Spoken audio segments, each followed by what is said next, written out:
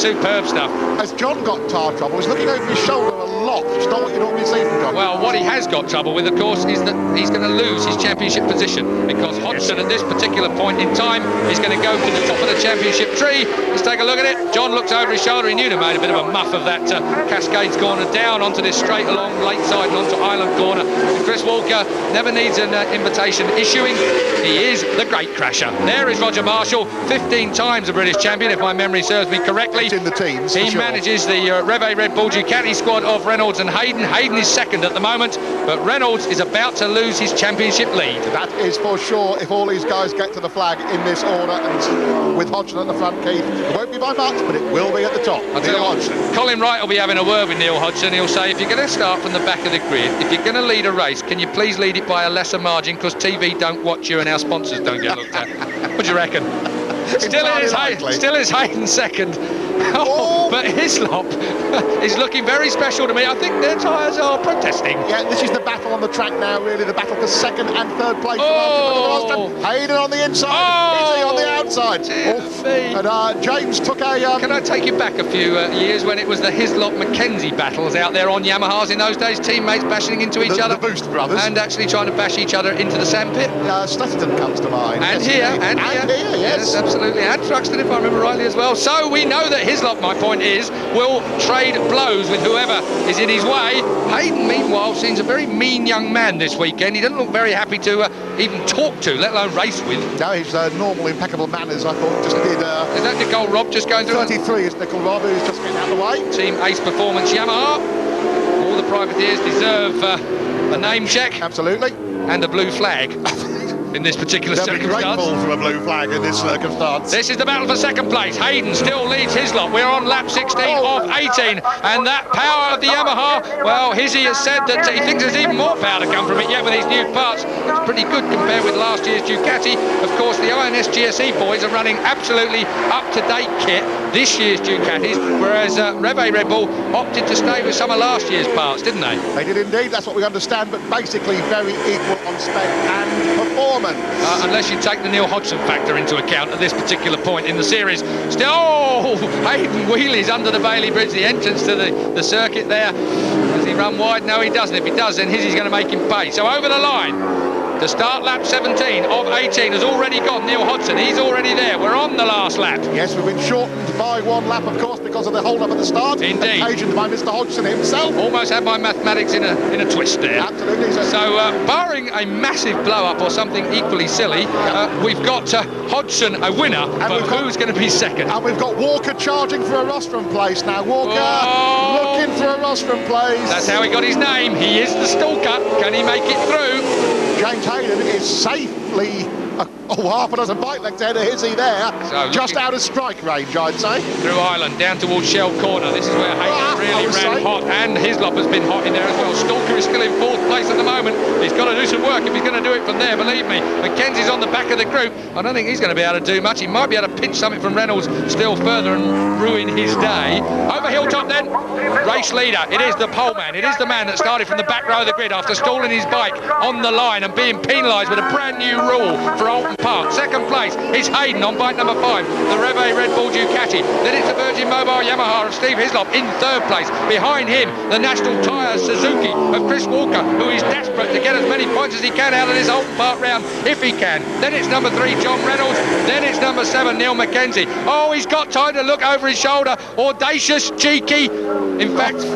says hello to the marshals at Lodge. That reminds me a bit of Barry Sheen. And up the inside, not. They're going to remain in station. It's going to be Hayden second, Hislop third, but no doubt about the winner. That has been probably one of the most special rides I've seen in time. Girlfriend Catherine, well, she's going to go back to the Isle of Man with Neil Hodgson. Very happy indeed. He celebrates in traditional style. The stand-up wheelie, actually quite hard to do despite the fact it looks easy there. Not to me, it didn't. Hodgson, 17 laps of 106.33 miles an hour. I'd hate to think if you did a wheelie and caught the wind, Julian. Thank you very much. Still it is, Hodgson celebrating. But I've got to say, Keith, I've just got to underline what you said. That is one of the best rides I've ever seen at the British Championship. Well, at world level. At any level. I mean, mean, I've got to go back to things like Tomomi Monaco at Assen. Oh, teeth! Smile, full dentures. I can't believe that. He's actually laughing. There's noise coming out of his mouth. And there's steady chap. A pat on the back there for Catherine from the ever PC and correct Colin Wright. And why not? Because her boyfriend has done brilliant. 1.2 seconds the lead over James Hayden. Steve Hislop third. Chris Walker fourth. John Reynolds in fifth. Tyre problems possibly for him. Mackenzie, Toseland and Crawford round out the top 8. Ninth place, Paul Young. Marty Craggle brings a Kawasaki home in 10th. Emmett Brown. David Hill, the best of the privateers there in 13th. Gordon Blackley, another privateer. Carl Rennie and Nigel Nottingham. They are the top 16. And the INS Ducati team have had a lot to celebrate this year. The World Championship win at Donington being big, but judging by the look on their faces, Darryl Healy in the background there, the team owner, happy. Catherine is happy. And Colin Wright, well, I've never seen so many teeth in Colin Wright's mouth. Amazing. And the man you were talking about, Sujimura at Aston, you meant to mention, and Kaczynski in 97 at Aston. The only rides I've seen like that ever. Doing nothing for my digestion. Neil Hodgson was in a class of his own, though, wasn't he? I think, you know, he actually passed me under a yellow going into Ireland, and I made a couple of mistakes then and we had a few problems, but Neil was riding brilliant to pull away, but you know, I think that with the changes we make for the second race, I think we'll be right with him. Of course, you had Hizzy there on your case, keeping you under pressure for quite a long time there, didn't you? Yeah, I mean, it was a good little battle near the end because the tyres were starting to lose their edge a little, and I could see James was struggling for traction here and there, and I got a run at him a couple of times, but it's just a case of, you know, most of the race I tried to keep it a bit smoother than like say Chris, and I think my tyre was a bit strong at the end, and I made the jump on the other two, so it was good though. I thought I might have got him, but he's too wise for me. You did keep the jaw closed, didn't you, James? You're looking very determined out there today. Yeah, no, I mean, Steve was riding brilliant, and you know, I was lucky enough to take it to the line, but yeah, I mean, I'm pleased to get second, but I just had a few things that we got to get right. Here's to race 2. Definitely, for me and Steve. Now, the incident that James Hayden was alluding to there was a yellow flag out when Neil Hodgson passed him. Now, we've spotted a bit of a mistake here in our footage, haven't we? No yellow flag at the passing place that Hodgson put on Hayden. Perfectly legitimate, but look behind, there's a yellow flag there, seemingly at the bottom of the left-hander. But it's not. That marshal post does not pertain to that part of the track. If we run forward, we'll see that the pass was legit. They have not seen a yellow flag. They go round Ireland and head back down towards the chicane where Rob Frost had crashed the TP Honda. And what do we see? Yellow flags. That is what James Hayden saw. So James Hayden then picking up the yellow flags from the other side of the track. There's Rob Frost sitting on the grass. Well, Neil, words could not possibly describe how absolutely brilliant that was. It took you about 5 laps to get up there. It was unbelievable.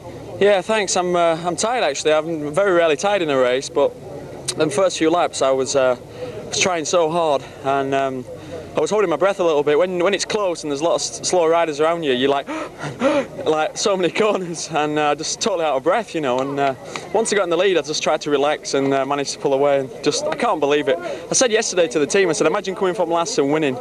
And we all laughed, you know, and it wasn't planned, you know. I just stole the bike. I couldn't get the bike into neutral. And that horrible feeling when I realised what I'd done, you know, I knew the race I thought was over. But well, considering how hard you rode in the initial part of the race, the first 9 laps were unbelievable to watch. We thought your tyres weren't going to last. No, you know, like I always say this, but Dunlop have worked so hard with me this weekend, and you know, we found the right tyre, and I knew that it would do 18 laps no problem, no matter how hard I pushed it. And you know, I take my Dunlop hat off to them. You know, them guys have made it all possible, really. Of course, and it'll be very, very difficult to match the World Superbike success you had not so long ago, but that's got to come close. Yeah, it does. Yeah, definitely. That's as close as it gets, really. You know, I didn't expect to win, but I'm over the moon. On form, Brands Hatch, looking forward to that one. Yeah, I can't wait. You know, I'm not going to make any silly predictions, but I'm looking forward to that race. Over the moon and on top of the world. Hodgson then now 2 points in front of John Reynolds. He slips to second. Chris Walker third. James Hayden fourth. Steve Hislop fifth. Neil Mackenzie sixth. And equal seventh is John Crawford and James Toseland. And despite crashing out, John Crockford still leads the privateers, but David Heel is closing on. Another win today. Gordon Blackley is in third place. And on top of the podium, David Hill Showers of champagne from Gordon Blackley, who was second in the Privateers, and Carl Rennie on the podium for the first time this year. But the man they were all waiting to cheer was, of course, Neil Hodgson. A remarkable ride, and the adulation of the Oulton Park crowd were all his.